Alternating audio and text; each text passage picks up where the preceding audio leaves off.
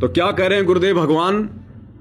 अपने भगत को आदेश दे रहे हैं कि मेरे से उपदेश लेने के बाद मंडी में, मशानों में, शमशान घाट पर, कहीं भी जहां जाने से लोग डरते हैं, भयभीत होते हैं कि भूत लग जाएगा, चुड़ैल लग जाएगी, प्रेत बाधा आ जाएगी, गुरुदेव भगवान कहते हैं मेरे से उपदेश लेने के बाद मेरा भगत दिन रात कहीं भी घूमो, जो भूतों के झुंड हैं उनके बीच में जाके बैठ जाओ, कोई उसका बाल भी बाका नहीं कर पाएगा।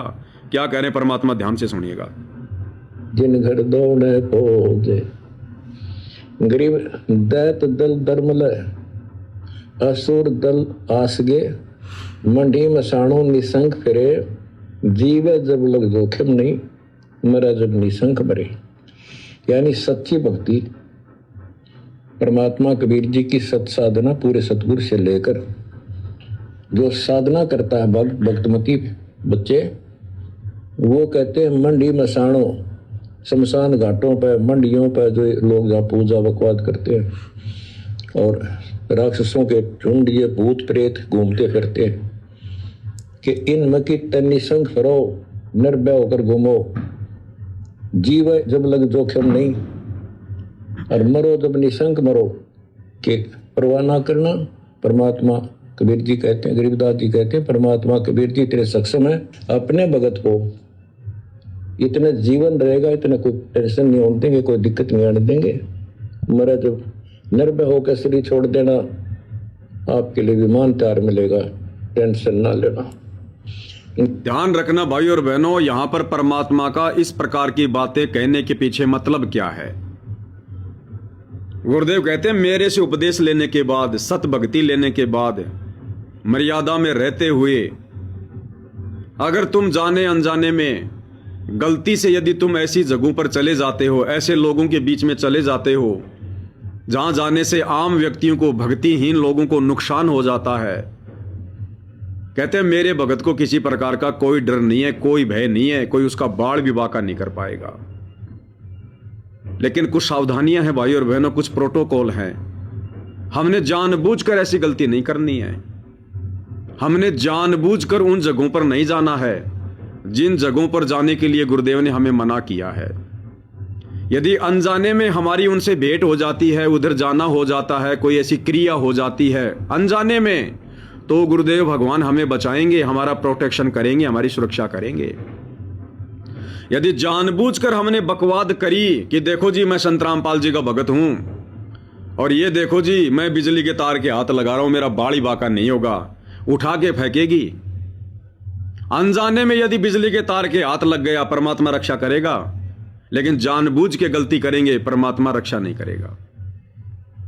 तो आप और हमने जानबूझकर इस प्रकार की बकवादों में पांव नहीं देना है। ध्यान रखना इन बातों का कि मैंने तो संत रामपाल जी से नाम ले लिया, अब मेरा कोई कुछ नहीं बिगाड़ सकता है, लाओ ये पूजा का थाल मेरे को दो, लाओ मैं फोड़ता हूं नारियल, मेरा कौन क्या बिगाड़ देगा। ऐसा बिगड़ेगा, जिंदगी भर याद रखोगे, क्योंकि वो जानबूझ के की गई गलतियों में आ जाएगी। तो यहां गुरुदेव भगवान जो कह रहे हैं ना कि मेरा भगत मेरे से उपदेश लेने के बाद, चाहे मशानों में, शमशान घाट में, मंडियों में, भूत प्रेतों के बीच में, उनके झुंड में कहीं भी जाओ, उसका बाड़ी बाका नहीं होगा। उस स्थिति में नहीं होगा जब उसको पता नहीं होगा या कोई उसके साथ में धोखा कर देगा। जैसे गुरुदेव भगवान क्या कहते हैं, 98 पुण्य मुठ ना लागे उल्ट तही दर खाई, बैर करे सोए दुख पावे सुरती शब्द मिल जाई।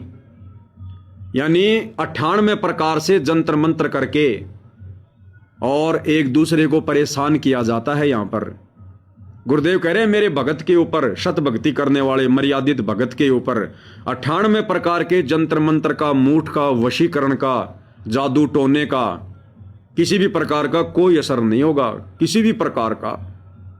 कब तक? जब तक हम मर्यादा में हैं। ये नहीं कि गांव में लग गई शर्त और आपने जोश में होश खो दिए कि मैं बाबा रामपाल का भगत हूं, कर दे मेरे ऊपर तू, दिखा करके। ऐसा हो जाएगा, जिंदगी भर याद रखोगे, क्योंकि ये आमने सामने की लड़ाई नहीं है। इस प्रकार की बेवकूफी करना भी मर्यादा तोड़ने में आता है, अहंकार में आता है।